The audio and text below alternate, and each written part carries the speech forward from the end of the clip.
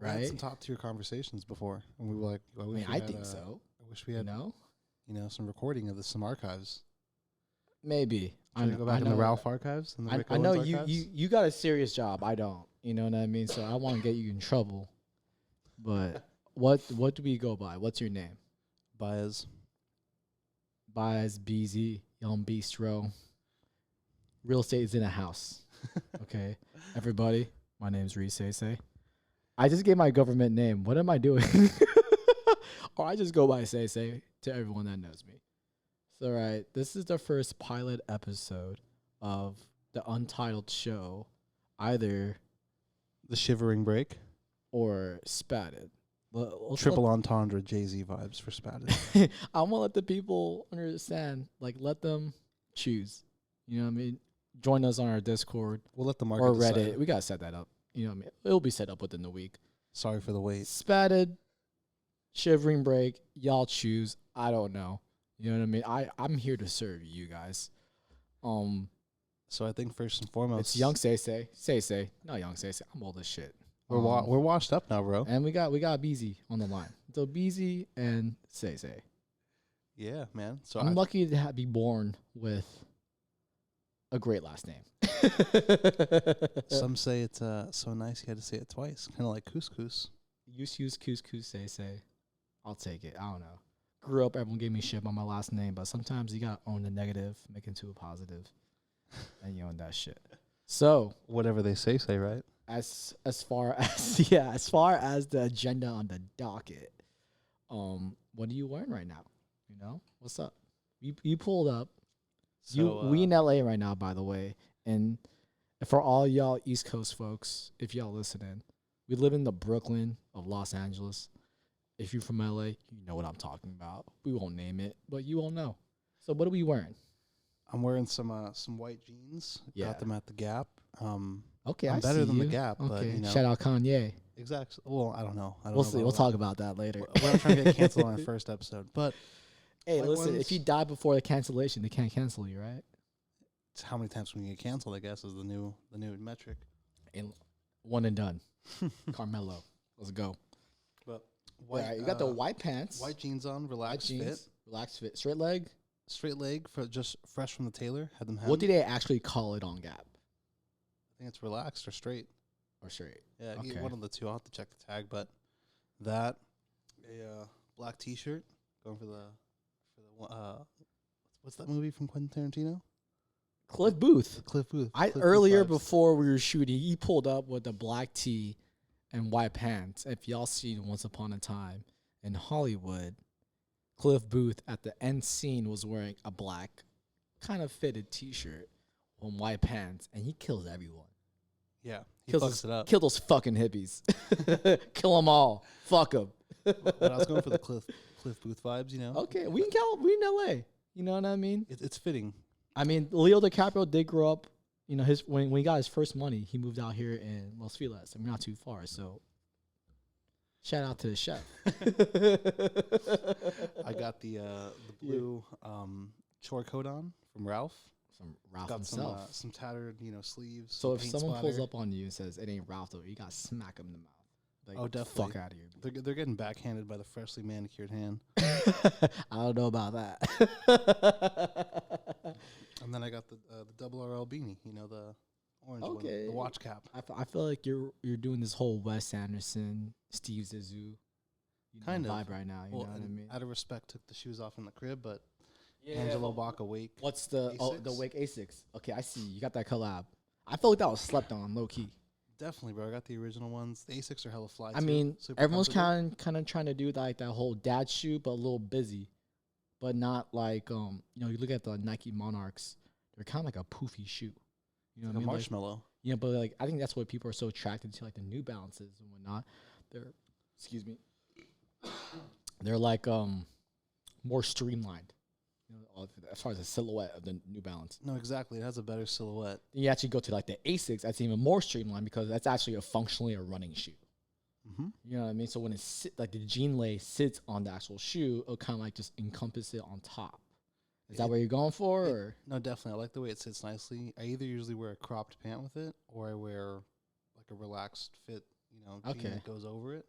So it kind of drapes nicely, but it's dope. That sounds comfy as hell. I'm not gonna lie. It's like you're ready the to run, and you got some air underneath you and your legs. it's the same model as the JJ Jound Kano 14.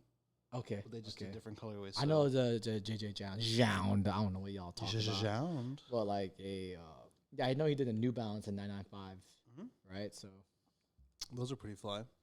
What about you? Which you rocking, my guy? I'm just rocking. I got this Mizuno hat. We're going top bottom first. He went bottom up. I'm going top down. So I got this vintage Mizuno hat. Okay. Fucking mid 90s vibes. Old logo, by the way. You know what I mean? Which I love more than the new logo. Don't get me wrong. I love the Roadrunner logo. Like the Roadrunner logo is iconic in itself. No, we play golf. Exactly. Nothing beats a Mizuno iron. Mizuno blades. Hashtag I'm biased. Yeah, he plays Biased. blades. I don't know how he does this. Like I don't know. You butter knife the shit out of it though. You know, you're all in playing cuts. It's the power fade. That's a golf reference, or if you hit a left or right shot. But yeah, So auto the fade. Mizuno hat. I got Mizuno hat, vintage, made in USA. Okay. Got it at a flea market, $2. Holla at your boy. You know, $2 make you holla. I'm all about the bargain bin. As far as the blazer, I got from Goodwill. You know what I mean? It's some scurvy knockoff of Emilio Zeta.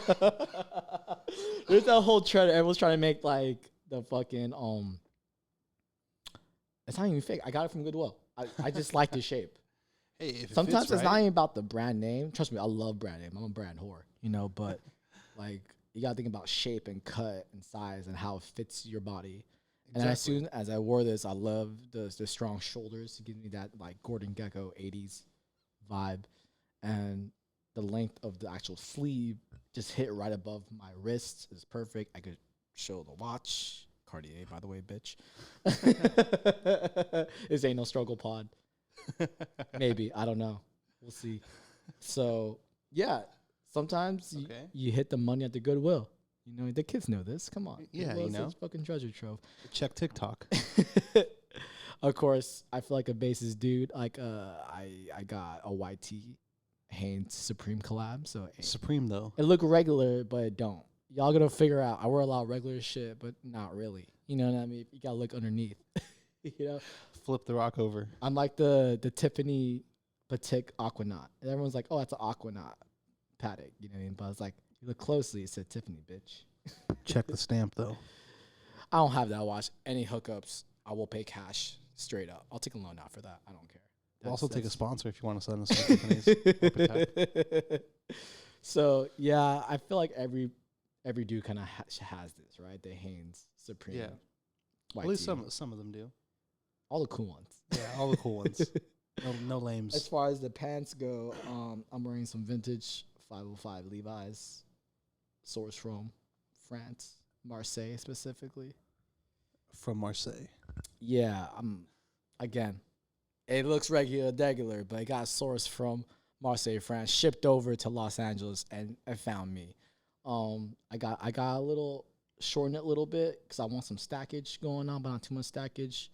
Love the relaxed fit. I don't know, fucking Nike socks, and I'll probably get on, wear some fucking Doc Martin derbies that I've been beating around for years. Okay, You the know what I piggy mean? vibes. Yeah, The flies. yeah. I've had that for a minute. Yeah. You know what I mean? All these fucking Silver Lake, Echo Park, East LA motherfuckers wearing Doc Martin derbies. Nah. You know what I mean? I did it. I believe the saying goes, you liked it 5 years ago. Yeah. That's the thing. Story of my life. I don't know. Yo. Whatever. You can't leave me hanging on live. Yo, this pilot's going so bad. We're crashing and burning. Okay. So Nike socks. I got Nike socks on. Now that we've, As far as the old panty, as you say in Filipinos, what size your panty? What underwear are you wearing, bro? Well, right now I'm rocking Under Armours. Under Armour. Oh, Under Armours. Yeah. Are you an athlete? I guess I'm the street's favorite athlete. Under Armour. I mean, I know you a big Tom Brady fan. I know he's sponsored by Tom Brady. TB12 method. Shout out to my boy Brady. This is feel like you have a TB12 method going down in your pants. I can't confirm or deny, but there may be a foot long situation. No, on a dead ass though. They're pretty comfy or what? Super comfortable. You fuck Honestly, with it. very comfy. You fuck with the vision. You get a pack for like 3 of them or 4 of them for like $30, $40. So Okay. pretty good, man. I Kind of dig like it. the everyday compression short that you'd wear in sports. Is the best. That way to makes a lot of describe sense. I love wearing a compression short. One, it slims up the waist and pants. I mean, like, not the pants, the fucking thigh area. it. Mm-hmm. I mean, it's like if y'all into rockstar skinnies, I mean, I recommend you don't wear rockstar skinnies because they ain't rockstarish no more. No. You know, It's not the we'll get vibe. to that later, but yeah, I guess I'm basic. I just got Calvin Klein's boxer briefs, Okay. black. You know what I mean? You gotta hide the skin marks. You gotta hide the piss marks. You gotta hide the goods, you know? But that's what we're wearing today. Yeah. I You know what I typically mean? just wear. What was the idea of what you're wearing today? What were your, like, when you present yourself out to the world, what were you trying to achieve? Streetwear, French, blue collar worker. I get a lot of me. I get a lot of Teddy DeSantis. You know what I mean? You should Shout out Teddy. Damn near you should be sponsored, in my opinion. Hey, sponsor us. All right? Fuck throwing fits. I'm kidding. I love that show. Apparently, it's the only podcast that matters. No. It was a joke. We matter. I mean, they have one Filipino on there. We got one Filipino. I die. Hey, we have a Mexican on here. There we go. Exactly. Diverse. We got tacos. There we go. Hey, So, pizza versus taco. What are you choosing? Fuck. Taco. Taco? Yeah. I'm not gonna front. I love a pepperoni pizza slice, extra crispy. I don't know. I get you, but I feel like a taco, once properly executed, you can't. You know, Are we talking about Leo's right now? Leo's. Or I want like, to give you know, Leo's a free sponsor shout out because many nights I've been near blackout drunk and y'all saved me from my worst self. So shout out to Leo's. Shout out to the Outhouse store with the pineapple. Many love-hate relationship with Leo's though. You know what I mean? It's just like it's so far out. We actually got kicked out of a Leo's once. It's a taco truck in a parking lot. Tell me how you can get kicked out of a parking lot. It's a lot of flavor. Okay, some people are not used to a lot of flavor. You know what I mean? They And weren't they don't ready for it. appreciate gambling out there, I guess. We were shooting some dice. Funny enough, in my news space, as you see, I live literally 7 minutes away from a Leo's. I wanted to tell you this, but now I'm telling you on the pod, so it's a pod official. How do you feel I about that? appreciate that. How do you feel about it? So Dude, the random. place I live at now, there's so many places open till 2 a.m., so we got options, baby. Don't worry about that. So I feel like it's only fitting. It's Saturday night. We're going out for one of our buddies' birthdays Yeah. tonight. Yeah. Shout out Ariane. Aryan. He's actually from, hey, listen, he's Middle Eastern.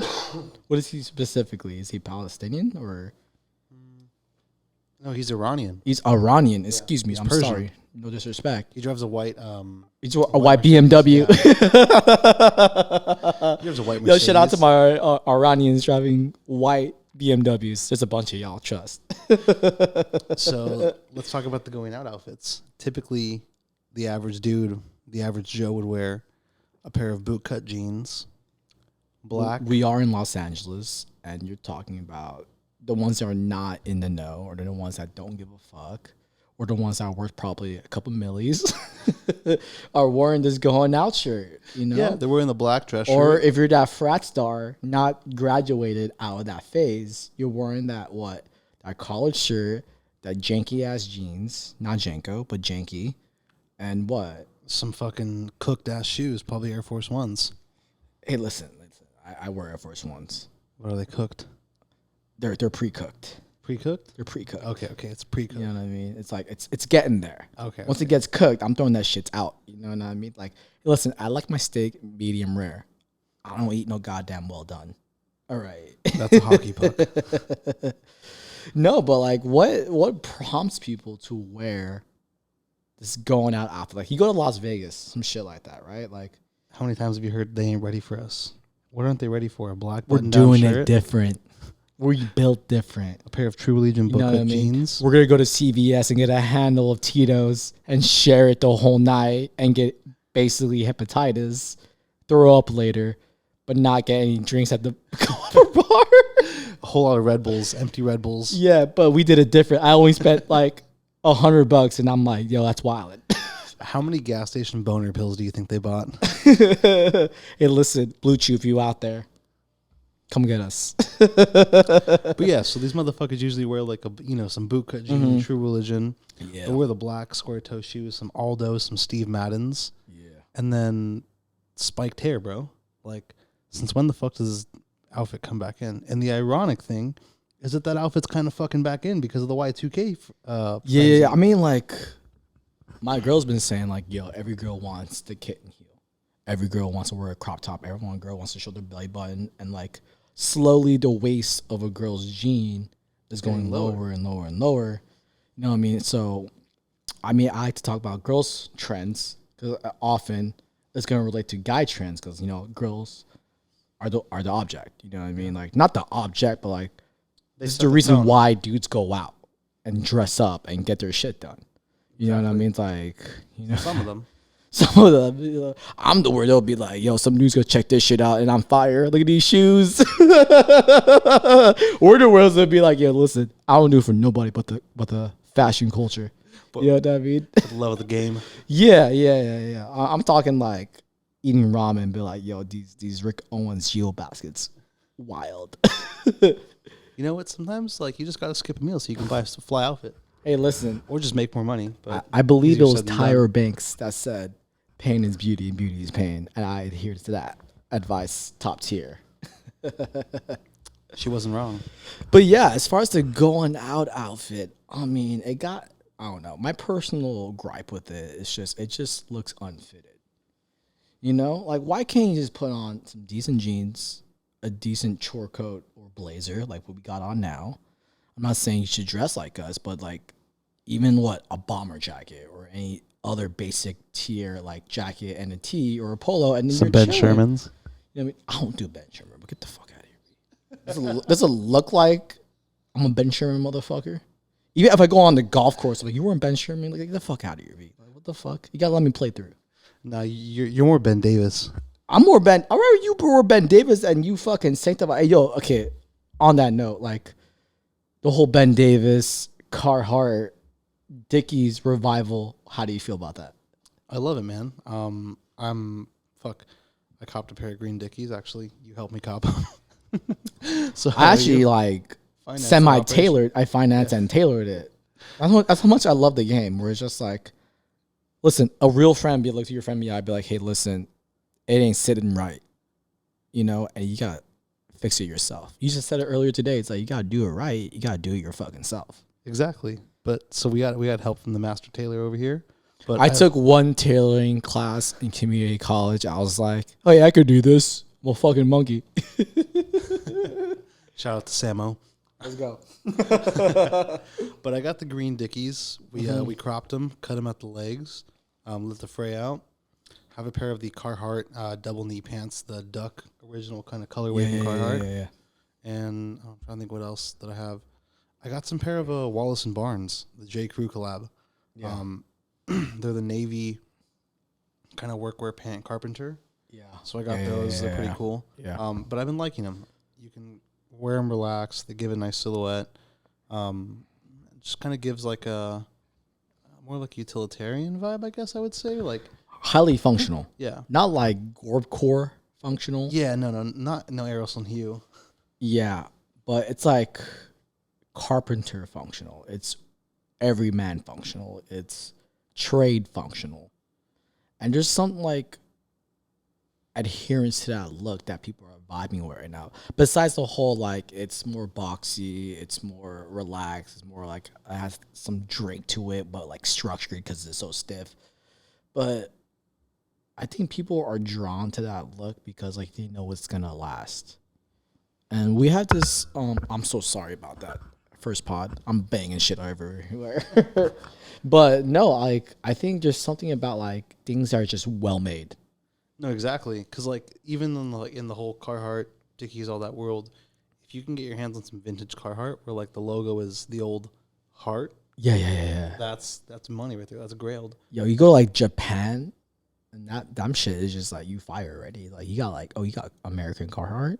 Yeah. fuck out of here. You know what I mean? Like the obviously guy. they have the work in progress, but if you can get some vintage with the heart logo on there, Yeah, I didn't even know that. That's Yeah, I fire. just learned something new. I didn't know the work in progress. That's the only thing I wear is the work in progress. On God.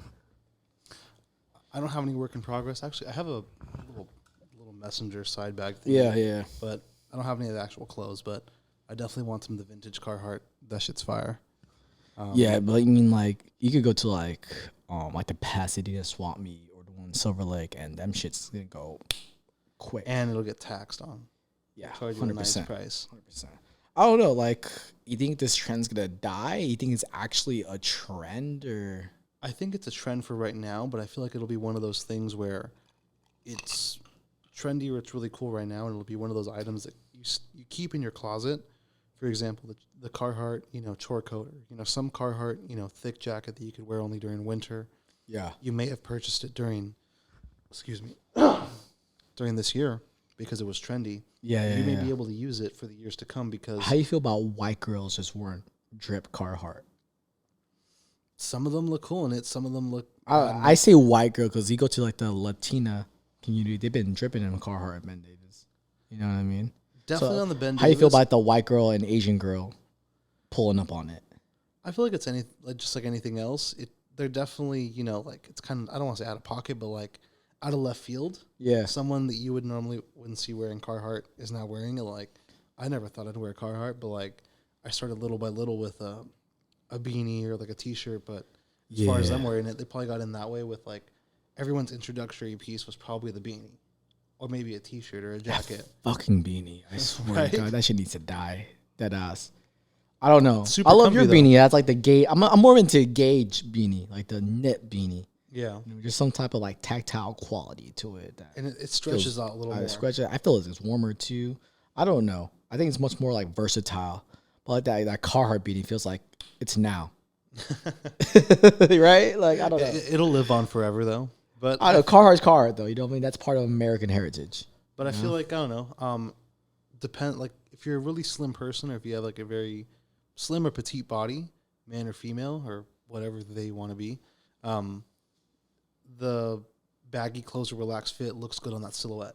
It drapes nicely. I think it, yeah, because it's that like, volume. Like personally, I'm a bigger guy. I have, bigger thighs. Yeah. So some of the pants. They're not bigger thighs. They're power thighs. Thunder thighs. No. Thigh master. You seen them old ass commercials with the fucking, Yeah. fucking, like, and you're like, damn, them legs be fire, girl. But some of the pants won't fit me as well, but they'll still have that relaxed fit. But it looks good on someone. Yeah, that's like a literal constraint for the bigger boys. You know what I mean? The Khaled boys. You know what I mean? That want to be fresh, but they got fine shit that fits. Yeah. It's like back in the day, you know what I mean? Like I want to say 2-3 years ago, they got the skinny jean. And how was it for a bigger guy being like, I must have been hard. Definitely, man. Like the sweat. Definitely. I'm sure people put some talcum powder just to get into those. You know, as far as that, like, I don't know. I have to ask, skinny jean or more relaxed fit jean. I think it depends on the situation. Personally, in my line of work and real estate, type stuff. Yeah, I'm wearing more slim fitting, tailored stuff. Doesn't that mean I'm wearing suits every day, but like the pants are a little bit more slim. yeah. Because those people aren't on that wave yet. Mm-hmm. But in my personal life, I'm wearing more relaxed on a day-to-day basis. I would have to say relaxed if I had to pick one. Relax. Yeah, relaxed. I mean, Way how more relaxed comfortable. are we talking about? I would say 1 out of 10 relaxed, like a 7, 6 or a 7. Okay, so it's not like, like decently drowning. wide where you can visually see the billowing out of the frame, but not like where you're swimming in it. Exactly, not Okay, parachute I pants. see. I don't mind a parachute pants. We've been drinking, ladies and gents, so forgive me. I feel like I'm making a lot of mistakes. You seem very calm and cool and collected for our first pod. I'm like 3 or 4 drinks in. I'm pretty faded. But Say yeah, if we're you're good. 4 drinks in means I'm 3 drinks in. Yo, off pod, the homie was like, "You need to catch up, bro, because it's just like it's not fair." And we're all about being fair on this podcast. It's a fair trade. Fair with our drinks and fair with our opinions. Check. I don't know. I think with the whole skinny pants And white pants, I know that the Business of Fashion had like a whole write up on about it, and I think it's drawn up by trends and drawn up by, sign of the times. I mean, with the kids, when I say kids, I do mean like Gen Z children. Hashtag listen to the kids, bro. I'll listen. I won't do. Like I'll decipher what I want to do. You know what I mean? I get it. We're young millennials. You know what I mean? So it's like we had our time in the sun. I mean, how old are you? I'm 27. You're 27, right? 27. So it's just like, yeah, we're at that age where we're just like, we're young, but we're a little seasoned, in my opinion. I don't know, fashion wise. But yeah, these kids are like, they really took up that whole 90s Y2K movement up like that. And it's so weird because like, I feel like they long for something they haven't lived. And we're on like the younger scale of that. You know what I mean? We're like young children when that happened, but like you grew up as a skater, right? I grew up just as a lover of hip hop and, the whole like streetwear culture, you know what I mean? So like I'm Filipino. I mean, there's always some b-boy motherfucker in the family.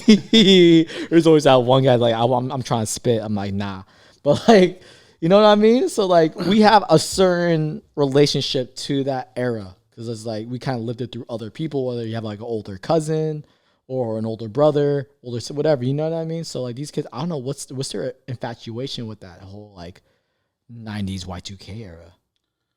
I don't know. The only thing I could think of is like back when I guess we were younger, like the same age they were, we were going through that 1950s, 1960s gentleman's haircut, everything kind of slimmed down, the Mad Men suit. Yeah. Inspired a lot of things we were doing. Mad Men.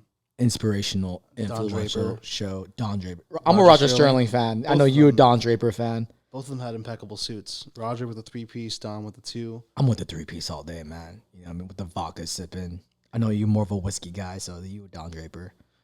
I'd wear both. Know what? I'm Roger Sterling now. I'm the Asian Roger Sterling, and you are the Latino Don Draper. I ain't mad at that. Yeah? Let's toast to that. Let's go. I think our drinks are almost broken. I have to fix them. I'm about to be broken into. But Pause. But I feel like that's how it would be for the the current kids or the current people that are going on the Y2K. Yeah. You think it's influencers? Because like the whole... Well, here's my thing. Here's my question. Is like people don't call clothes or streetwear what they are anymore. It's just merch, right? People follow people, and they're like, "Hey, listen, I make things where if you're a fan of me, merch." So my question is, or my thought was like, who do we need to wear the skinny jean again to make them hot? Whoever is popping. Like we think about like in fashion, it's not really about cut, silhouette, textile, and shape, proportion. I mean, that's like the OG way of looking like at clothes, right? So it's like this couture level and like how extravagant and beautiful and gorgeous and mise-en-scene you can make it. But nowadays it's so influencer led, it's so celebrity led, it's so like individual led. It's who can move these fucking units. You know what I mean? So so Ralph Huntington Library, they had a lot of Native American inspired clothing. Yeah, I do. I see like kind of like a Pendleton Northwest vibe. I know it's supposed to be like California dreaming. That's the idea. Did he capture that California dream? Maybe if that California dream was like in Reading or Joshua Tree. I know he had some pieces where it was like that Wild Wild West look, like that with that film with Will Smith. Shout out Will Smith. Shout out. Weird ass family. Shout out Entanglements. Shout out Future. Gucci flip flops. Yeah. Say no. But like we saw like a couple black models. They look great in that whole Western vibe. I think it's like kind of like that reclaiming like that black Western. Especially I think we always the bolo tie with the tuxedo. Yeah, I know Bodie's been doing that. I know Bodie, like that girl that did Bodie, she got married and the husband was wearing like that ribbon bow tie. I think that looks great. I think that's a new trend. I feel like nothing beats a nice satin bow tie, fucking classic, or velvet, of course. Yes, a velvet one. It has to be velvet 70s long style. The big butterfly one. Yes, the nice sir. droopy Yes, sir. one. Either that, you stay classic American, not American, but just classic. Like, you know how Dior made the tuxedo, and it's like satin bow tie, right? Like, that's classic. It's kind of like that. I like that Tom Ford vibe. Yeah, but I like that ribbon makes it feel like more American for some reason. You know what I mean? Yeah. Like, I'm a sucker for Americana. You know what I mean? It gives it that Yankee Doodle vibe. Yeah, but no, it makes it feel like homely. Makes it feel cozy for some reason. It makes it feel formal, but not too formal where it's pinkies up. It makes it feel like we're not sipping coffee, we're sipping tea. A little Southern hospitality, like you're a Southern. A little bit. I like that though. I like that feeling. Like it gives like that more subtleness to it. It has that KFC vibe. Yeah, but like who don't love KFC? The Japanese love KFC. I mean, everyone loves KFC. Dude, they eat it for you Christmas. know, like that's their Christmas I don't dinner. know, like, but honestly though, like with that ribbon, I think that's a new trend we're gonna see at wedding. I might wear that at my wedding. I don't know. I'm going to the Pasadena Huntington Library, but I'm definitely gonna wear like I'm down to open a ribbon. Would you wear a ribbon like bow tie? I would definitely have to sport it a couple times and see how I feel about it. No, I see you with that big velvet. Well, I've done the velvet before, so now it's time for me to try Oh, the when? ribbon. When was this? What? Talk about This that. was Speak on it, man, God. This is a fun story. I got invited to a gala about a year ago. Okay, I'm sorry. You rich. Oh, you Okay. know.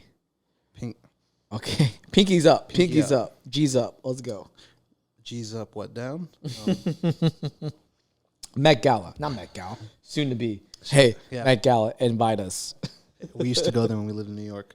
But yeah, so I got invited to a gala in San Diego, La Jolla to be specific. And Rich part of San Diego. For the kids that don't know. Here's the trashy portion about it. I didn't know that it was a fucking swingers event. It was called Whoa, what? Yes. Here's the sharp left turn. Okay. But to speak on the outfit portion of it, Yeah. I get invited to a gala. One of my customers, he works in the La Jolla market. Yeah.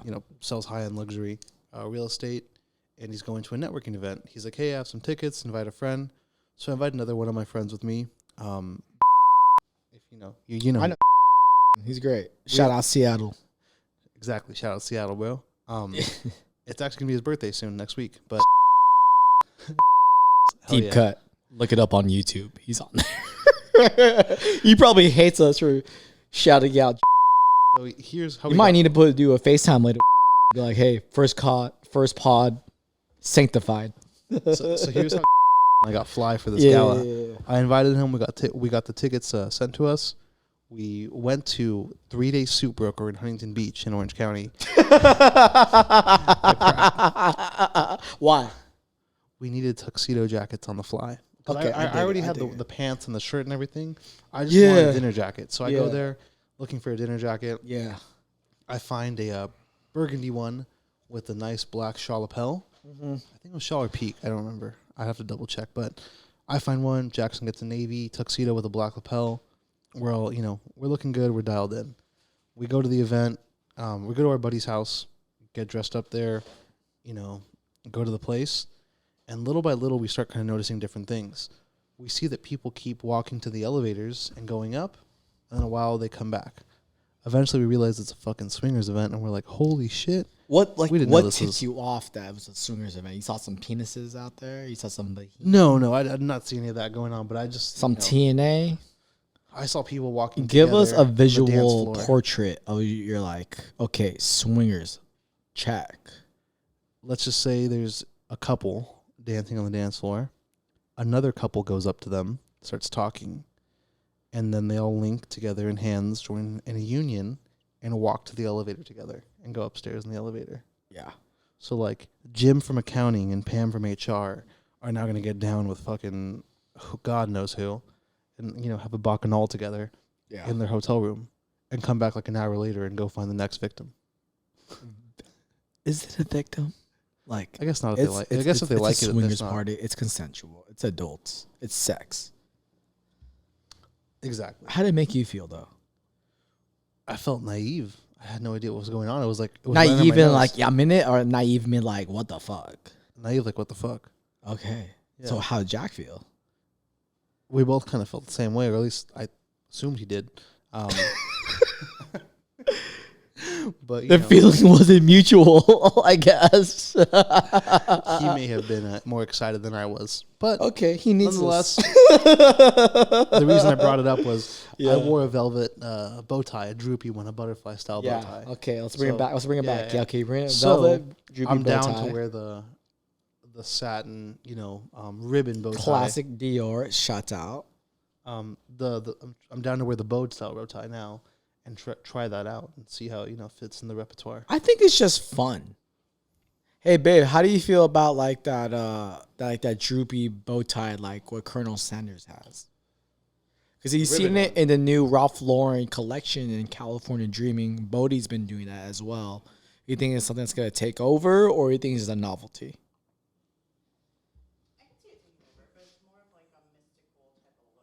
Mystical, like the rapper. I was born with the microphone. No? You know he has like sexual assault cases. Let's not speak on that. But no, you think it's like, how does it make it mystical? I don't know, just the droopiness. Just doesn't look. You think it looks informal? A bit? I like it though. I like that, like, you know me, like I want to be forever like underdressed some way within the context of that structure, right? Like, speaking of suits, bow ties, I think it would be a nice transition into the late great. Well, I don't know if he's. I don't know. I don't want to say late, but Pat Riley. Pat Riley.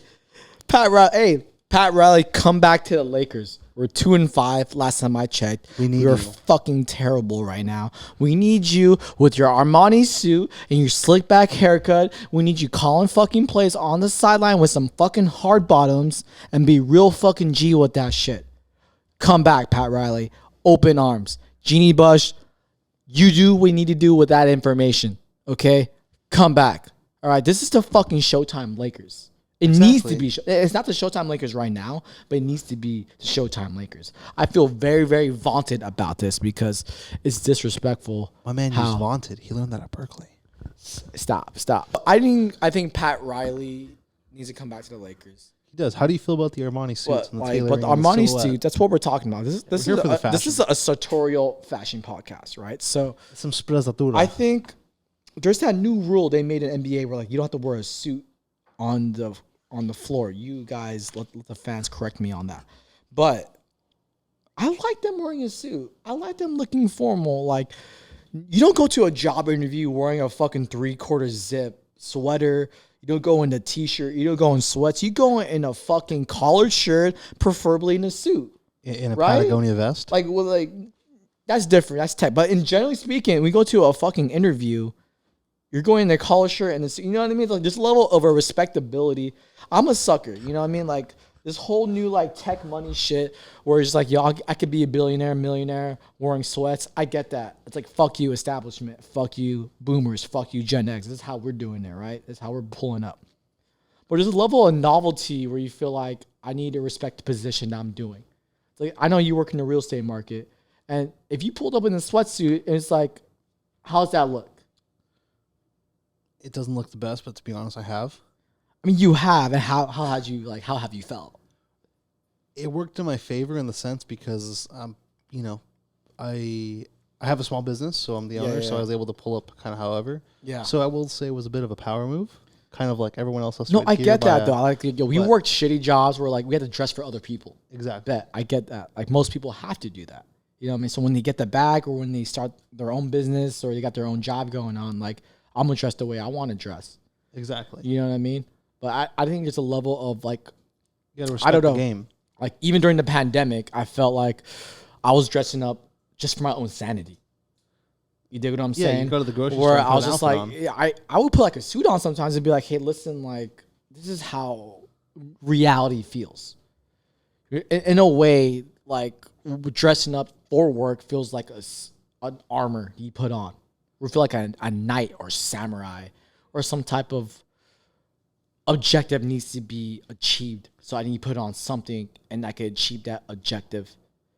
That this line of like working from home and we're working in sweats. Yeah, it's fun. Yeah, it's cool. Yeah, it is like the lowest hanging fruit. I feel like people need to make that transition from like home to work life. in some way, shape, or form. You need that. Do you think that change. differentiation is by dressing? Because like they kind of say dress for the job that you want or dress for the role that you want. Yeah. For example, since we're the podcast that we are talking about fashion, Tom Ford says that when he puts his black suit on, his famous black suit, he feels like it's his armor. If he's feeling sad that day or scared or whatever it may be. There's the idea of the uniform. I mean, I really, really fuck with that. I think it makes it really efficient as far as your life goes. You know what I mean? Because, like, we see Mark Zuckerberg with the gray shirt and the wash jeans and whatever sneakers he's wearing. Or you can look at Steve Jobs with the black Issey Miyake mock neck. What? Put the mic a little closer. I'm sorry. You could talk about the Issey Miyake black mock neck, Levi's jean, New Balances, you know what I mean? Whatever rimless 990s. glasses.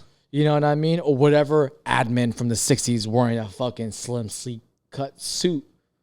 With a point collar and with a a slim point tie. collar. Whatever iconic uniform do you know? Like the fucking Karl Lagerfeld high collar. The fucking gloves that's cut off. You know what I mean? The black suit. The hair that's been tied back. Dark glasses. Right? Like, there's something about that where if you own something, that becomes your trademark in some way. You know what I mean? And I feel like, okay, you may work that engineer job. You may work that fucking, whatever, 9-to-5 corporate job. Yeah. You know what I mean? I know how you can resent wearing that suit, wearing that polo, wearing that whatever collared shirt.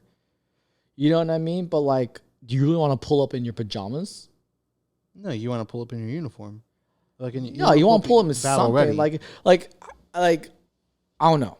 Like, we know each other for a long time. We grew up in, like, a private school, Catholic private school. There's always been uniform. You always say, like, oh, it's like, it sucks being in a uniform. You know what I mean? Like, when you're young, I think freedom of expression, you need that. You need that avenue to explore your creative side, your identity. Because you don't have an identity when you're young. You're still trying to figure out who the fuck am I and what do I like and what do I want. What I want. So you like, I want to be goth one day, then I'll be rocker one day, then I'll be hip hop. You know what I mean? Like, there's different vibes and moves that you could go through when you're younger. But as you get older, not to say that like you become more restricted, but you have more responsibilities, and you want to look a certain way because you want like either to get that job or get the bag or get the girl. You know what I mean? So like, I think that's a natural evolution in your style when you have a uniform. And in a way, there's a level of consistency, and it's a level of way like it generates some respect. Exactly, because they see you like coming consistent, coming correct every day, whether it's as simple as like I've narrowed down some of my items for a uniform where it's kind of the same stuff, but just different colorways or different silhouettes of it. But, I need to know this. What it is the viscosity? What is the mixture and like that? What are you wearing every day? What are you doing?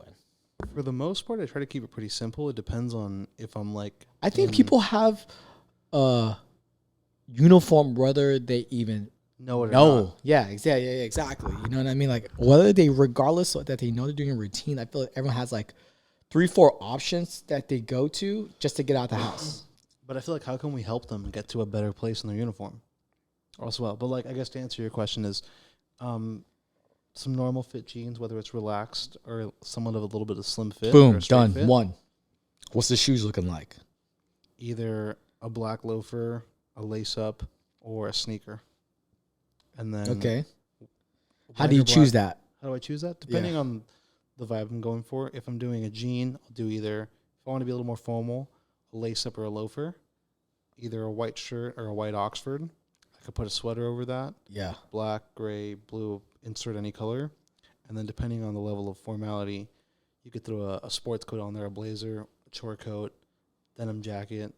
Also a big fan of doing like suits with a t-shirt and sneakers or with loafers, kind of keeping it a little bit more relaxed. Yeah. And then if not, just trying to wear as much denim on denim as I can.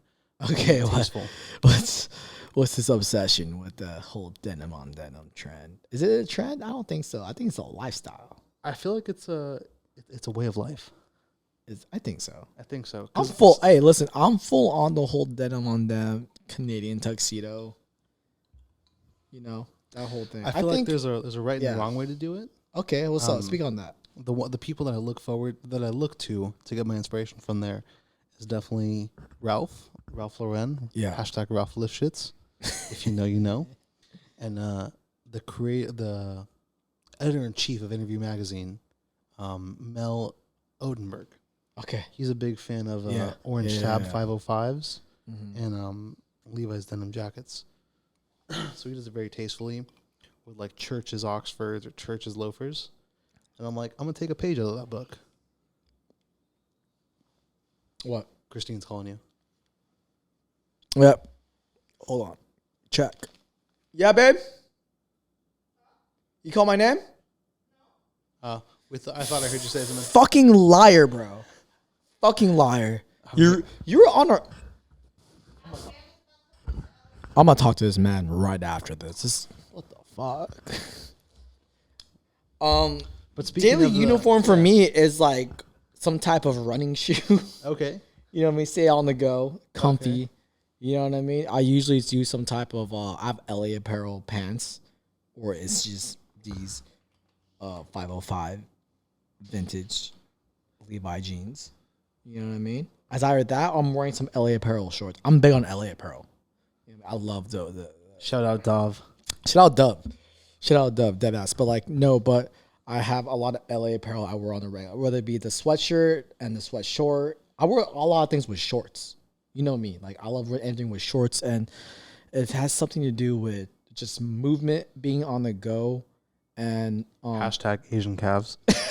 No, my calves look phenomenal. I have a rock star legs. Fuck you, but. Honestly, I like wearing shorts with almost everything. I don't see why. Yeah, I like having that mobility and movement. How do you feel about the shorts with a suit or a blazer? Like Tom Brown.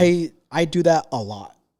You know this. Whether it's a sweatsuit or even like a formal suit, I want to wear it with a short, preferably. So everyone's just like, "Oh, do you wear like regular shoes?" No, I like to wear derbies with some dress socks, preferably silk or cashmere, and wear a regular suit, same fabric and material and textile for the short, right? Just right above the knee. 2 ankles, $100 a sock. You do the math. But I'm saying, honestly, I think that's such a modern, it's an old look because it's very preppy. It's very English. It's very schoolboy, very Take Ivy. It's very like, hey, I go to Exeter and I'm fucking, my dad's a senator vibes. But I like it. Like, I'm like, maybe they solved it. Because we're always looking for like, hey, what's the next edge? What's the next look? What can we use to define our era? And you know what? Maybe they solved it fucking 40, 50, 60 years ago with that fucking, schoolboy blazer, cricket sweater, collared Oxford shirt, and the short, like. Speaking of uniforms and going on what we were talking on, how do you feel about price point? Fast fashion, higher end stuff. I'm not oblivious what's going on in the market. Like I know right now it's a down market. I don't know, like the NFT and crypto market got like 60, 70 points have been shellacked off the board. I know that like 60% of realtors have not sold in the past year. I know that like shit is not moving the way it's not moving. There's way too much product on the field, not enough sales. We know that in real estate. That's what's going on, right? Sales have been stagnant. Inflation, it's like at what? 8.5, right? Shit is fucked. Rates are like 7 points, right? I mean, fashion is a hard thing to talk about right now as an expenditure, naturally, for everyone else, right? Yeah, you're right. But as price point goes, I understand there is a logistical issue that comes with manufacturing, with the supply chain. At the same time, inflation as well. You know what I mean? So I think people should spend their money wisely. And I do like this whole trend of like the whole vintage and upcycling. You know what I mean? Like get more use out of what you can get.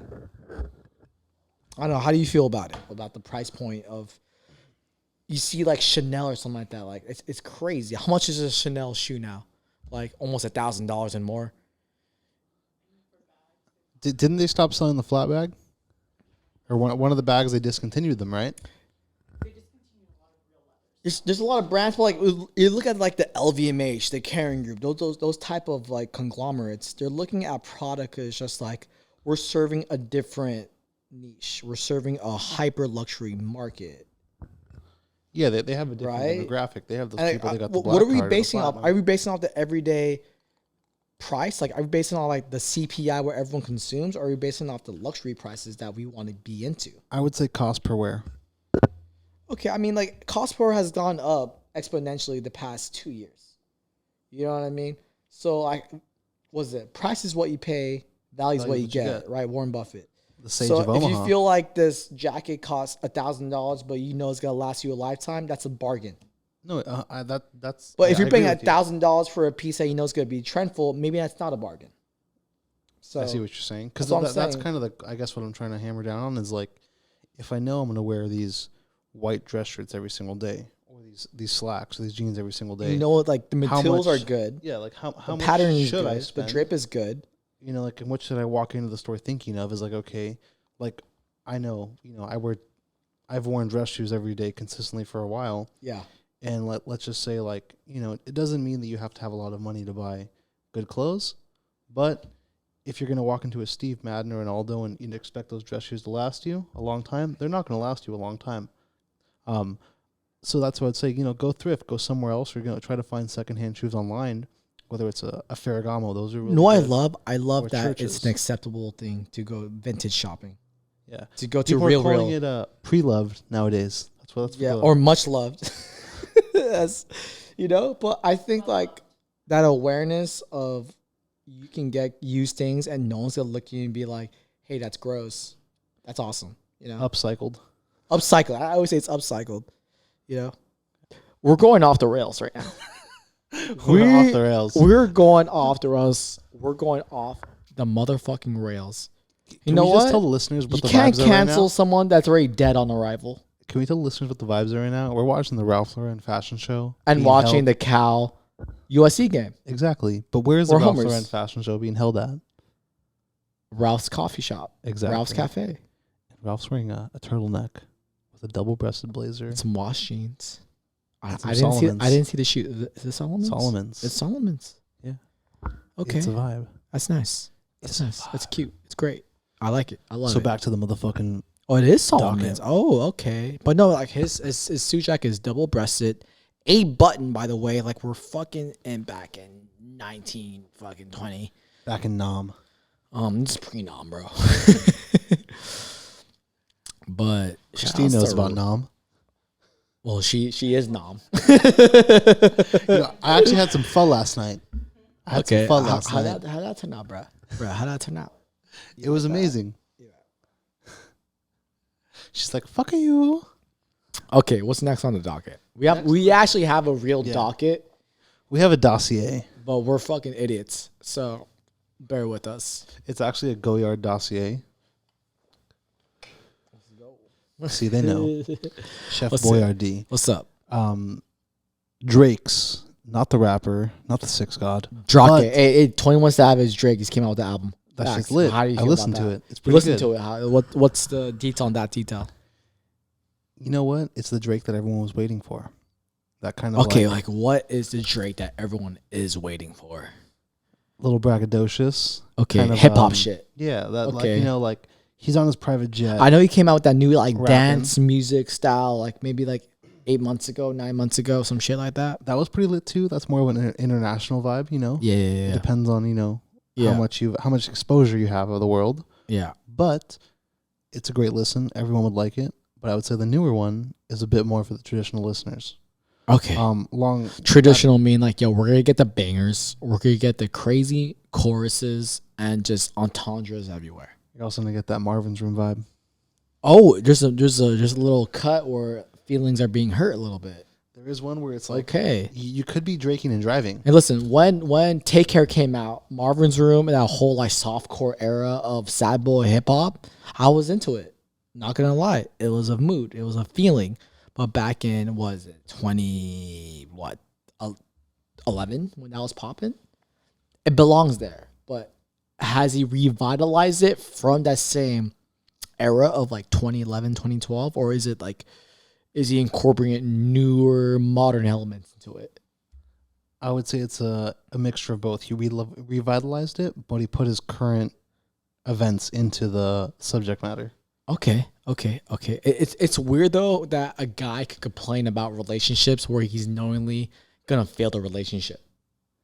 He knows what he's doing. He's Drake. He's a dog. I know he's a dog, but how many people can buy into the dog personality being sad? I think that's just his angle. Instead of him being like, an asshole about it, he's like, boo-hoo, poor me. Yeah, so that shit's kind of cry wolf. You know what I mean? How long can you take someone being like, hey, I'm a sad boy, but I'm a dog? The game is sold, not told. You know what I mean? What does Charlemagne the God say? It's like, that's a walking contradiction. I feel you on that. But somehow I feel like you're like, hey, listen, you're bringing up good points. I wasn't prepared. So let's next question. But I will say, people keep buying the same shit, so I don't know. True.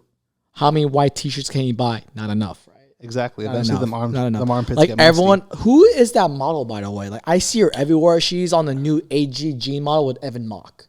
Taylor Hill. Taylor Hill. Yeah. That's the one that's married to Kings of Leon's lead singer, correct? No, you're wrong. No. Who's Taylor Hill then? She's just another Victoria's I sound like a Secret fucking model. boomer right now. I don't Who's want to Taylor say Hill? another Victoria's Secret model. What? She lives in Nashville, no? Okay, Lancome mascara, but she has that home in Nashville, whereas they showed on Architectural Digest. I love her house actually. It's funny enough. It's very Ralph Lauren-esque, and she references that in the video. I love all these double-breasted dinner jackets, all the wild colors. I don't know what era this is, but they need to bring this shit back. You know, like I'm down with women looking like, I don't know, like 1920s. No, like 1920s movie stars.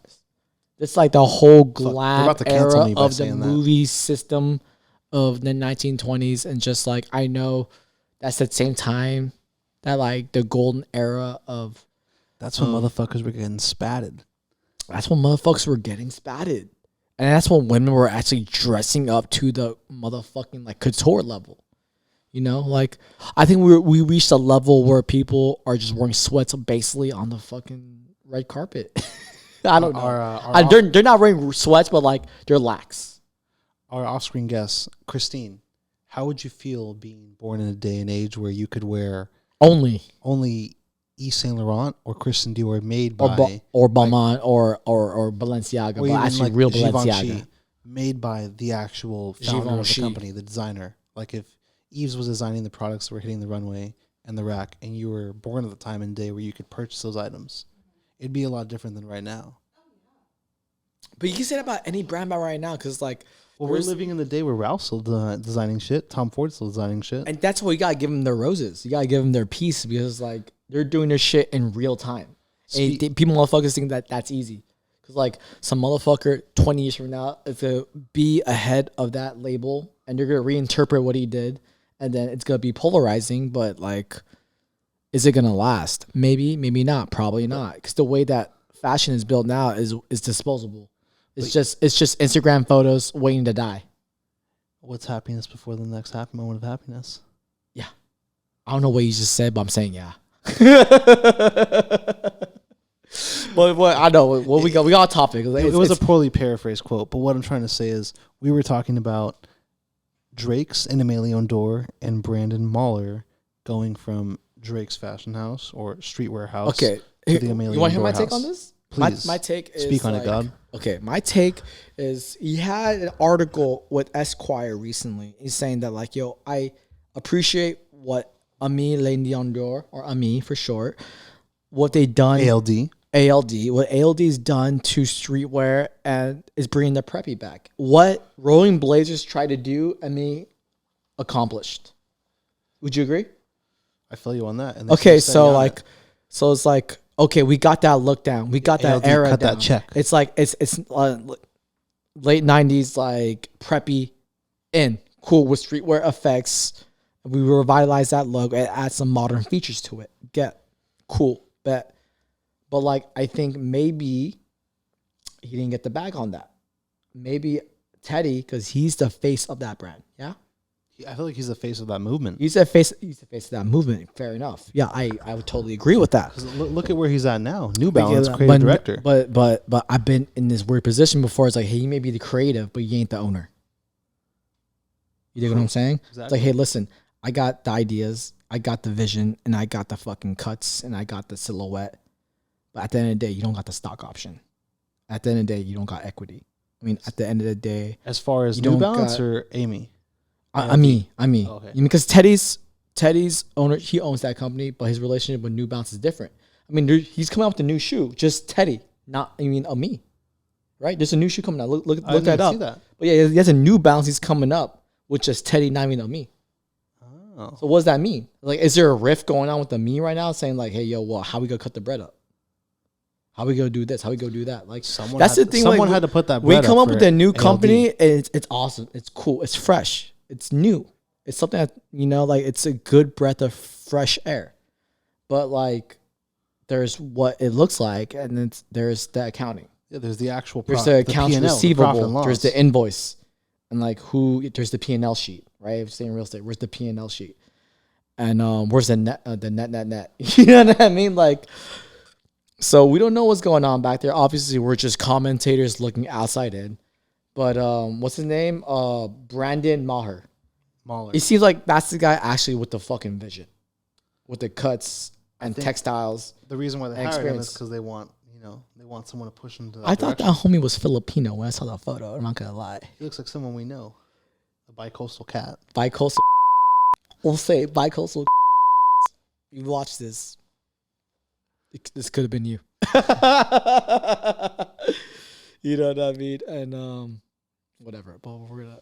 No, Yeah. At the end of the day, like, he's going to Drake's, right? No, he's going to ALD. He's coming going to from- ALD. Coming from Drake's, going to ALD. What the? Wait, hold up. Wait, I thought he's going to ALD, going to Drake's. Other way around. Yo, have I just been ranting about the wrong shit right now? No, okay. I'm fucked. Fuck. What my guy was trying to say was Okay, he fucked up. I fucked up.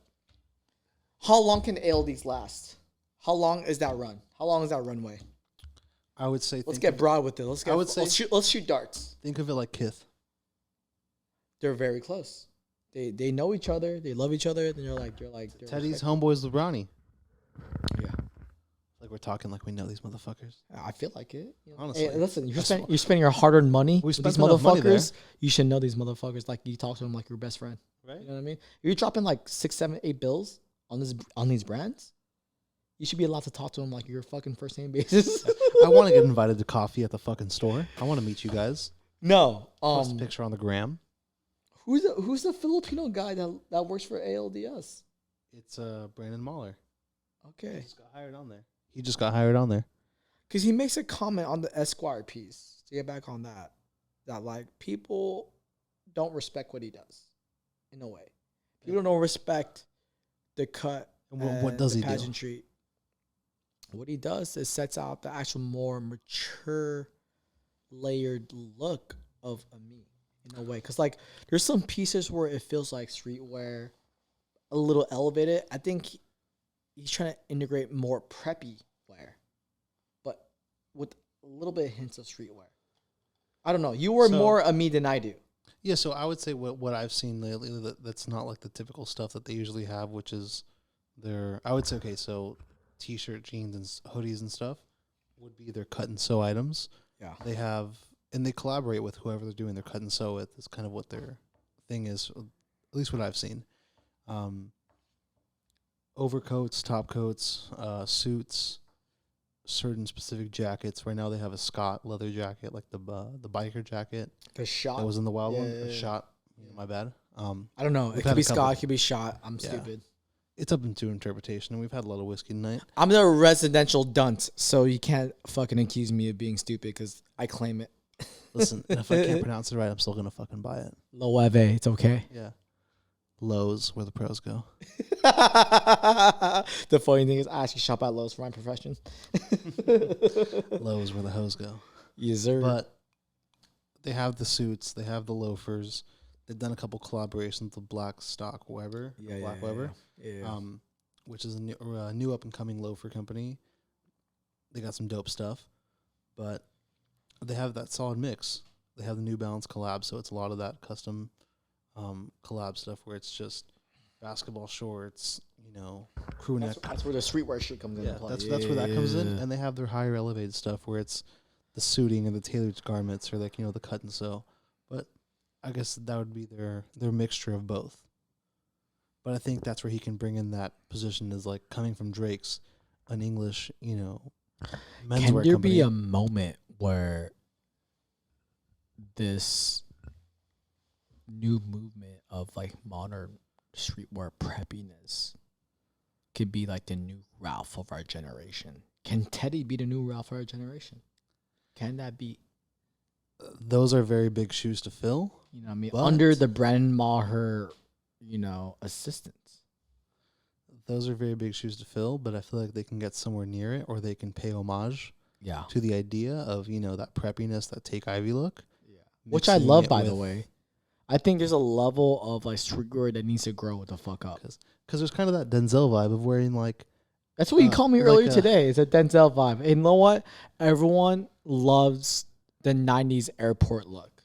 I remember the 90s the Denzel. recent either Essentials or Fear of God campaign is about 90s airport look. I didn't even know that until you I'm like, oh yeah, I guess so. Maybe like inadvertently I'm inspired by that because it's just like it's sophistication meets comfort, but done in a very tasteful way. Speaking on 90s looks and even airport looks, J.Crew. J.Crew had a huge moment. I mean, how do you 90s, feel early about 2000s. Noah Babiezen's takeover of J.Crew? I mean, he has the hottest pants out there with the fucking chinos, super duper wide leg, Pleated. pleated. Please. You know what I mean? pleated. For them nuts, these nuts. Pause. But like, yeah, how do you feel about Noah Babiezen's takeover of J.Crew? And like, can you find a way if J.Crew and Ami is like they're kind of in the same conversation? Bro, Right? they call me Crew Love J.Crew. Who? They. They. It's the old like Khaled they. They don't want you to be successful. They don't want you to have them keys. They don't want you to have them jet skis get lost in the fucking night. See. They don't want you to buy cashmere 50% off. You know what I mean? But let me tell you how to No, because I want it at 75% off. I stay with them fucking numbers, bro. So that being said, Yeah. I be up in J.Crew. I be shopping there a lot. I know. fuck with Hey, it. bro, J.Crew to me is God. I fuck with J.Crew. You know what I mean? Like, when I was living here, New York, the Bay, back now in LA, like J.Crew is fucking consistent. I don't know what people be like. I'm you on had a and off young again. Fabio. You had a young Fabio moment with the J.Crew tuxedo. I had the Ludlow suit. The Ludlow suit was like the standard. You know what I mean? Industry standard, as they say. No. Honestly, though, like you work in finance, you work in fashion, you work in some other corporate fucking job. Everyone's like, yo, get the Ludlow suit, tailor it up. You look great. And you know what? I'm in that court. I feel like that suit was a barometer and a reaction to what happened to like that Mad Men era of suiting. You know what I mean? But now suits are very much 90s suiting, very lax, very open, very wide, very boxy, a lot of stacking in the pants. You know what I mean? A lot of like, not drop shoulder, but stronger shoulder. You know what I mean? That drops a little bit. You dig what I'm saying? So what Noah Babiezen has done with J.Crew, I think he's modernized it to the era and the trends that be at the moment. I think it's a definite reaction to what Teddy DeSantis has done with Ami. And you know what? At the end of the day, I think Noah is gonna beat out Leon Dore. I know I'm making a crazy hot take right now, but like, you know what? J.Crew is in every single fucking mall in America. You know who owns J.Crew? Who owns J.Crew? Ralph Lifshitz. Psst. It is Ralph, motherfucker. It is Ralph, motherfucker. That being said, so But no, okay. but Let have me you heard about the recent Let me collab? finish my take real quick. It's like, hey, listen. If we're gonna compare me and Brandon Maher with Leon Dore, like they're like that startup company, scrappy, came from Twitter. nothing. You know what I mean? Heat from Hypebeast, High Snob, all the highs. You know what? And you do great things. I appreciate that because they're an independent brand. But you telling me who's gonna move more numbers? I think it's gonna be J.Crew. under Noah Babiezen, and like he did great with Noah. He did great with Supreme.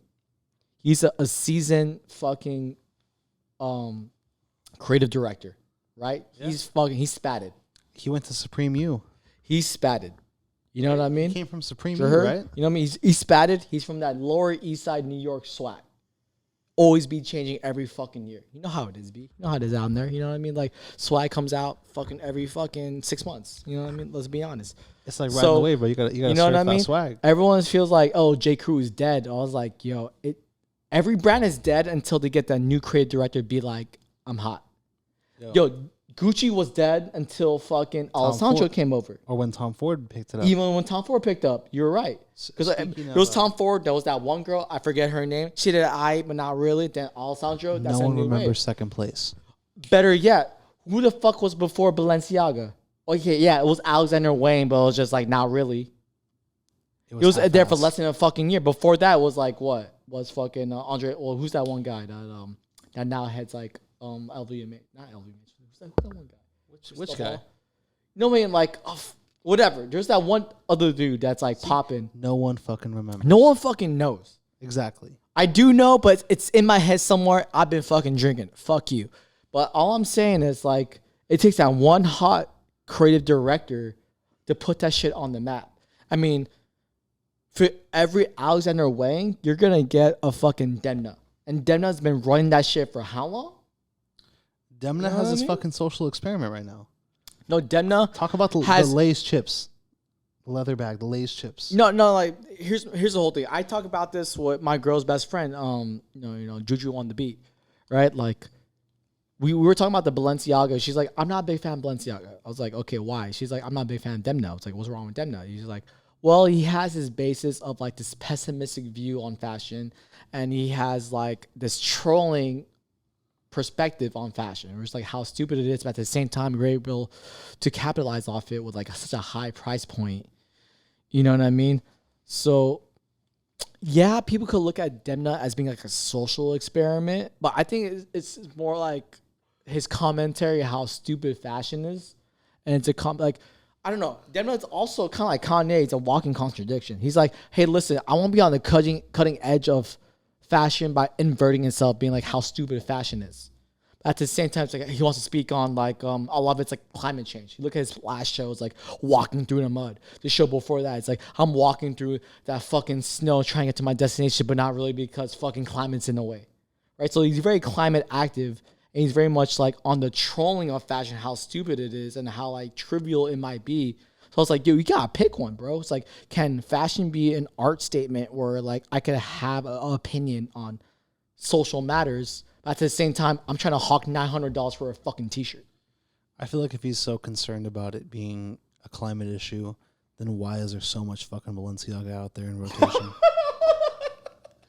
Yo, you're right. You're right. No, are you trying to move fucking at the units, end of the day, like, or do you want the highest price point? I love great art. I love people. I love art in general. You know what I mean? I love people using their position to express their artistic freedom. I think that's what this world is about. At the same time, we're running a business.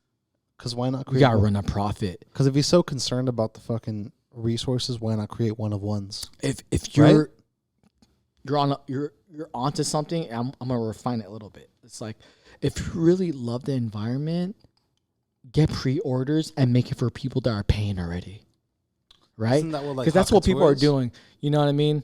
My girl's arch nemesis, Emily Oberg. It's like, I only do pre-orders. Or that Yeezy, I only do pre-orders. How many brands only do pre-orders? So it's like, we fucking hate it because it's not efficient to shipping. But I love it in the sense that we only create what needs to be created because that's what the market demands. So in a way, it's the most capitalistic thing you could do because like I only react to, yeah, exactly. I only react to what the market wants. So like if you get pre-orders, that's literally the market reacting to your product, right? It's your influence. So like if Demna really cares about the environment, you go to that pre-order style of fucking creating. You know what I mean? But that's not chic. That's not high fashion. That's not Kering. That's not LVMH. Right? That's not what they do. It's like Everyone wants to beat the attack of Shein. Everyone wants to beat H&M. Everyone wants to beat Topshop. You know why? Because they steal designs. You know what I mean? They steal designs, and they're trying to beat that. And I get that as an artist myself, self-proclaimed artist, by the way. Like, quick question. How do you feel when you see something hit the runway and then less than Shein is copying it. No. 2 weeks to a month later, Shein. Zara, Babe, H&M. what? Shein gets it within 3 days. Within 3 days, 72 turn hours. around, 72 hours, that shit's on their fucking website. And what? The difference is, okay, I could get this $600, $1,000 blazer by Giorgio Armani, by the way, okay? And then Shein's gonna be like, oh, it got 1,000 hits on YouTube. $80. 80, not even. Try 20. Try 20. And try 20, and you know what? Shipping's for free. Polyester gang. You know what I mean? So it's just like, as an artist, I'm like, I don't fuck with that because that fucking sucks. They stole your IP. It's your IP. At the same time, that's good business too.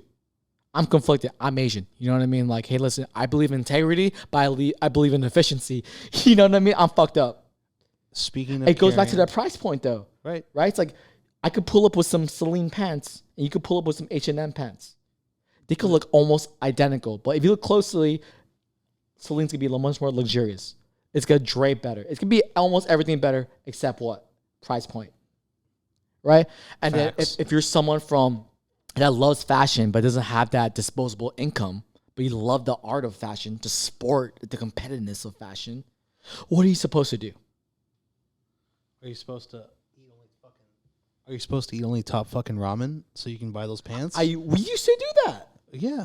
We used to be like, oh yeah, mocha salsa, whatever cheap Mexican food. Sometimes we still do that.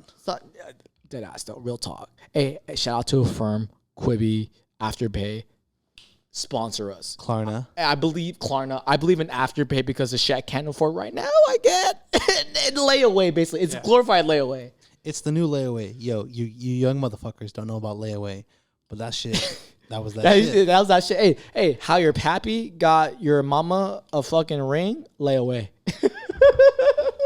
No, I'm serious though. Like, How you think your mama got that fake chinchilla coat? but no, I'm serious though. It's like, that's a real issue, especially now when times are fucking tough. It's a fucking down market, and people want to look fly because they got appeal. We work in like real estate in a way. You're working in real estate in another sector. I work in real estate in a weird, different way. Interior designer, more in the sales end, but like, you got to appear a certain way. You know this. You can't 100%. look like hey. You have to come You correct. can't look like a struggle pod, which we are. But like, you know what I'm saying? Like, how can you get that beautiful aesthetic at a price point that's not Shein, where it's exploitative on the market, exploitative on the workforce, but you can't afford that that Balenciaga price point. That's where it comes into finding deals, going to the places where they have, the sale rack. I think you're onto thrifting. something. I think, I think you're on that vintage upcycling. We make fun of it, but it's just like, that's the medium. That's the center. 100%. You know what I mean? It's the way to go about it. I think that's why young kids gravitate towards it, because it's just like, I could get the financial advantage, but I could get the care of high design. And I can have that integrity of like, hey, you know what? Demna Mate designed this, and I pay credence to that. But I don't have to go to Shein to get that. So speaking on the designer, the integrity of the design, and the price point, Yeah. how do you feel about the news of Kering expressing their interest in purchasing Tom Ford? I mean, for what I've read on the social media, the Reddits, and whatever fucking public forum of communication nowadays, I mean, you know what? Tom has been grinding for a very long time. I love his aesthetic. I've always called him the modern Ralph Lauren. You know what I mean? I always call him the modern Ralph Lauren because he brings that American ethos and brings respectability to American design. Because we go to Paris Fashion Week. We go to Pitti Uomo. To We go Milan. to Milan Fashion Week. We go to London Fashion Week. You know what? It's not a lot of American designers. Not a lot of respect going there. But like, when Tom Ford shows out, people go. What I don't want to see is, I do appreciate when I find some Tom Ford items at a Neiman Marcus, outlet or a Saks Fifth Avenue outlet, because you can, get a good piece and still pay a decent price point on sale. But I don't want to see it is like on every Tom, Dick, and Harry, and it loses its luster, like a fucking Armani exchange. Yeah. Or a Gucci, for lack of a better word. Or like Gucci a pieces. T-shirt becomes a billboard. Exactly. Or it becomes too coming from accessible. Coming from like a streetwear background, like coming too graphic. I don't want it to be flamed out. Okay, like I'm in the same camp. Honestly, like having TF on everything, it's gonna destroy the legacy of Tom Ford, right? We can't have a TF monogram logo like just fucking Louis V everywhere or fucking Dooney and Burke everywhere. I'm gonna give a little pushback on that though, a little bit in this. Excuse me, I'm sorry, but like, he's a filmmaker, he's a writer. Two things I'm also involved in. You know what I mean? So I get like, filmmaking, there's a bandwidth issue. You think this is just a play for him to play being a filmmaker, being a writer? Because like you said, he's booked out 50, 70 weeks out of the year. You know what I mean? Yeah, so like you think this is for him to manage his bandwidth? I think so, because like, speaking on that, I admire the dude and I've done some homework on him and like, how do you grow what you've done in your short amount of time? Yeah. Like you said, he's booked out 52 weeks in advance. He knows what he's doing because he's, presenting a women's fashion line, a men's fashion line, spring, summer, fall, winter, whatever it may be. Winter, on top of that, if he's trying to put a movie on as well, he may want to. And writing's the son of a bitch. Filming's the son of a bitch. I don't know, but I'm sure it's fucking pre-shooting, post marketing. Yeah, it's wild. So I could see him like, you're getting a taste of it now. You know what I mean? So he's definitely made his bones in the fashion industry. Yeah, and left his mark. I mean, he could deal with the stress. I think he definitely could deal with stress. I don't challenge that idea. I think he's looking to cash out, and then from there put all of his time resources into the movie and writing endeavors. Yeah, because I think he can kind of take their position as Ralph. I think he like you said, he's our Ralph next of our generation. Ralph. You agree with that? I see it that way. Yeah, I agree with you. Okay. So I feel like he's gonna take that role where he becomes, instead of CEO, executive chairman of the board. I dig. Okay. Bring me Richard Branson. Shit. Yeah. Like, I'm not on top, but like I'll keep an eye on it. But you do all the stuff. I'm gonna have a little private collection. Yeah. And bring me all that. He's like, he's gonna have his own version of RL. He was like spearheading the whole see now, buy now collection style. You know what I mean? As far as like the commerce of it. Where like as soon as it hits the runway, they purchase it, and that is as soon as it's on the runway, it's online. You know what I mean? It's like it's available to purchase. We don't do things just for pageantry. We do things for a functionality, which I do love. It's like so American of them to beat out Zara. Like imagine you see fucking like I don't know who's that guy for like Saint Laurent or something like that. The one from Versace. Like imagine like Daniel Lee. Or imagine like Riccardo Tisci. Like there's something that is European vibe where it's just like we're so like peacocking and pageantry. Like they miss the functionality of business. Yeah, some stuff. And it's kind of like what they hate. That's why they hate New York Fashion Week. It's just like y'all are too commercial. Y'all are too about money. Europe's like, this is why we're number one, bitch. USA, fuck yourself. Which world currency is doing the best right now? Yo, pound it down, euro down, yen down. What's up? USA. Okay, so we were previously talking about Kering and Tom Ford. All I want for Tom... For the listeners, please explain who Kering is. Kering Group is this major conglomerate that owns other groups like Gucci and whatnot. But it's this $1 billion organization, right? All I want is for Tom to get a fucking fair shake, to have final edit in what he does. You know what I mean? Because he's a creative all around. You know what I mean? I want Kering to give him that respect. And I hope you don't bastardize TF. I know you wear a lot of TF. You wear more TF than I do. I appreciate my TF. You know what I mean? Like, Kering is known to like, hey, logo, t-shirt, slap, sell, $800. I don't want them to turn into a rinse and repeat. I hope they give him final cut. And if not, at the bare minimum, I hope they give him not give him, but I hope he chooses to have his own little private collection Yeah. within like a capsule collection within Tom Ford, where it's stuff that's still being designed by him, and Yeah. they make stuff that's more for the masses, Yeah. like a Polo and a Double RL or a Yeah. Purple Label. It could be a form or yeah. way for him to sign off to be like, hey, listen, this is how I exit. And this is a way for him to transfer to something new to someone else. Right? Who knows? Yeah, that could be how he's passing his torch. You know what I mean? But what we think about in quality with Tom Ford, like it's just the highest quality, right? Exactly. I mean, it stands the test of time. What I do appreciate is I think recently Bottega has named like a lifetime warranty on their leather goods. How do you feel about that? I think it's super dope. It makes me want to buy more Bottega. I own have a couple pieces. I know you have a wallet from them, right? Yeah. Like the credit card wallet. I have a wallet. Yeah.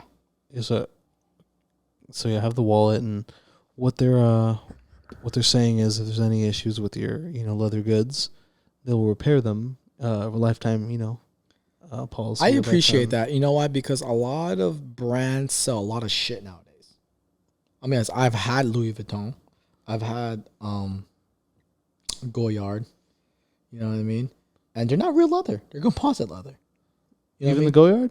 Goyard, yeah. Yeah. Want to see my hip right now? Well, no, I'm talking about the wallets because I've had I had a Goyard wallet. Listen, I've three had or four of them, and they. I've had this Goyard wallet since I was like almost basically 20 years old. It's great. Like the good thing about composite leather is it lasts forever almost, right? Like you don't need to repair, but like it's kind of nice knowing that a brand uses genuine leather and they take care of it for you because we believe in that standard. They don't believe in the Shein, fast fashion, Fashion Nova. Like we just want to turn around. You know what I mean? I agree. No, I know what you mean. Because like back in the day, that's why I used to money love on there. YSL because they used to use like real, genuine, like lambskin, soft leather, beautiful leather, like craftsmanship leather, like Hermes. Like Hermes. Why people love Hermes? Like, yeah, it's Hermes. It's considered the most luxurious brand on the market. Yeah, because of the fucking quality. The quality is subpar. It's sublime. You get what you pay for. You get what you pay for. You know what I mean? I know, like you knew someone that had the fucking. Was it your mom that had the Birkin bag? Yeah. The black Birkin bag. My mom had the beige Birkin bag. You look at it in pride, it's like, it's beautiful. It's a piece of fucking art.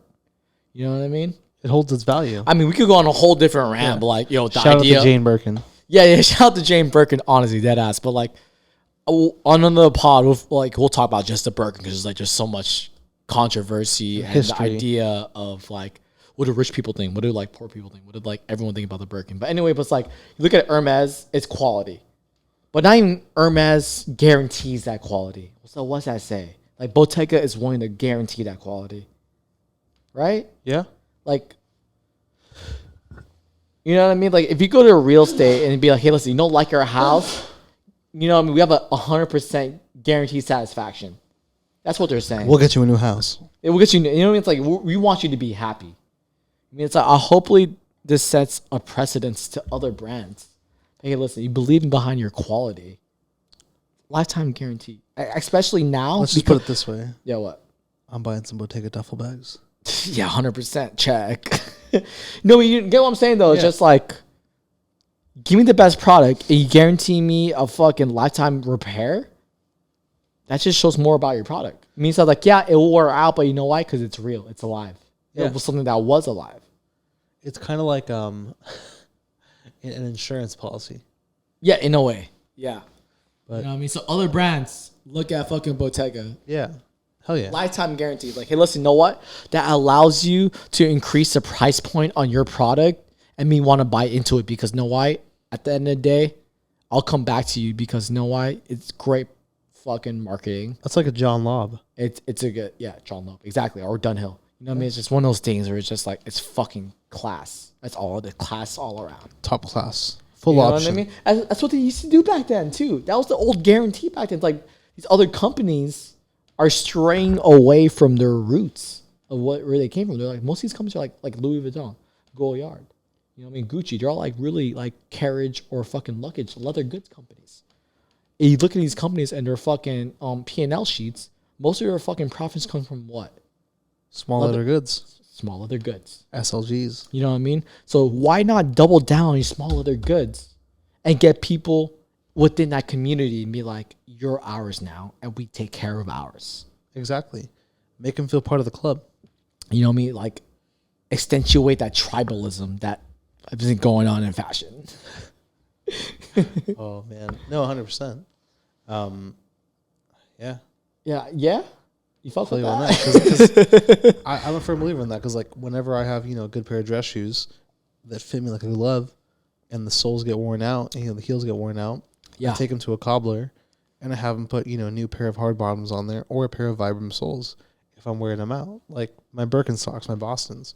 Once those things get worn out, down to the bone on the bottom, I'm going to take them to a cobbler and say, hey, put some Vibram soles in there. Yeah. And I'm just going to put a new insole in there. Like Birkenstocks has insoles. So I'm going to, I'm going to soup it up. Like if you had some fettuccine Alfredo in the freezer and you put some Parmesan and some truffle on there, I'm going to soup that thing up. Are you putting truffle on some fucking refrigerated Alfredo sauce? Shit, if I have it, I might. That truffle costs more than the fucking freezer. Like, what are you talking about? Hey, listen, I didn't know my homeboy right here is rich. He's putting truffle on fucking Alfredo freezer pasta. Hey, listen, hire me. I'm sending you my resume later. Don't tell. So okay, now that we got to wrap this thing up. Yeah, you gotta take this home. We've been doing this for a minute. What's your dream blunt rotation? I know you don't smoke, but what's your dream, get drunk or blunt rotation or whatever, maybe with designers or people? Okay, I don't smoke weed no more, but like I do smoke fucking Lucy's here now and then. Lucy's is a fucking loose leaf tobacco. Anyway, it's a 25 I like to smoke tobacco cigarette here and there, especially when I've been drinking, and I've been drinking tonight. So let's just say I want to talk to somebody, and right now I would love to talk to Jeremy Scott. Why? He seems zany and crazy, and he seems like, one, he lives in Los Angeles, so it's legitimately and logistically it makes sense. You know what I mean? And I feel like he's weirdly enough off kilter where I could take the conversation anywhere. Okay. Yeah. What about you? Ruigi. Wow. Because he's Filipino and I'm Filipino? Fuck you. No. Well, yes and no. Okay. Explain to me, God. Right now, Christine is shaking her head because she's actually hung out with Ruigi at the famous John and Vinny's Trattoria. No, it's just John and Vinny's. Spicy Fusilli gang. Hey, do you know Future? I know Future. She's shaking her head. You know what I'm talking about. Hey, do you like this pool table? Hey, I invented Paisley. Oh, man. Homie was like, I invented Paisley. Hey, Ruigi, I respect you, but not really. Anyway, why would you want to hang out with Ruigi? Ruigi, I respect you. Ruigi Valenzuela. Okay. You fuck with the vision. I fuck with Okay, you fuck with the vision. I do. That's on God. Okay. I fuck with it. Okay. This guy may not, but I fuck with it. So what I'm saying is he... It ain't Ralph. It ain't TF. It ain't Jeremy Scott even. Hey, everyone has their opinions. Hey, he's a hustler. I get that. I fuck with that. He's a hustler. And any hustler in America, I stand by. I'll tell you that much. So the reason I fuck with him, the reason I'd want to have that, dream blunt rotation with him would be he's revitalizing Bali and he's bringing that super luxurious, I'm on vacation during a recession vibe. Yeah. Because I already made my money. With some textures, some nice fucking garments, and some great silhouettes. Yeah. But also doing his own thing at Rude. Okay. Other than that, he's just got a great vision, and I appreciate what he's doing. Yeah. And I want to buy a lot of the shit that he has. You know what? Early on, pre-Honda collaboration, even the Honda collaboration, I fuck with Ruigi.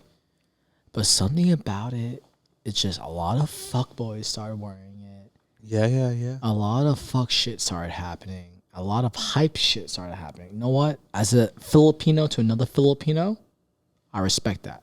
I love it. You know what I mean? Like, I love seeing my people on top and doing it on a big level. And you know what? Filipinos love Bali, so shout outs, like, keep it within range. Great fuck with leather. that.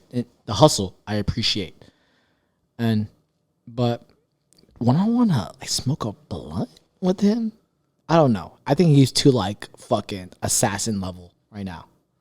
I think Jeremy Scott is like, I had success, I didn't have success, I had success. And you know what?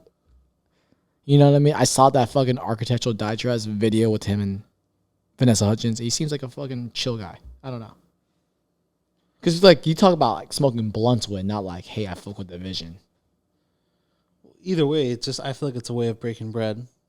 A drink, a blunt, Yeah. a cigarette, a meal. He does seem more like man to man. He's like, hey, that's all like fucking like a homeboy making it. It's like, yeah, I could dig that. I He's want like, to yeah, ask, that's a homeboy. how did you build this? Yeah. Tell me, what were the hardest parts? So you're looking at it more like an entrepreneurial conversation, not like, hey, let's fucking kick it conversation. Exactly. I dig. Because every person's got like a book and you can learn something. I dig. But just like that, yeah, you know what? We're a book too. And you can learn something from us or not learn something from us. You know what? This is the shivering break or the spatted podcast. You know what? I really hope you make it to next week or whatever the next pod comes up. But this is our first pod. Thank you for listening. Thank you for sticking around. I don't know if you're even around. Yeah. You know what? Thank you for being you. At the end of the day, what was our mantra? It's like, we don't do it for everyone. We do it just for us. For the fun of it. You know what I mean? We speak out loud because we're crazy.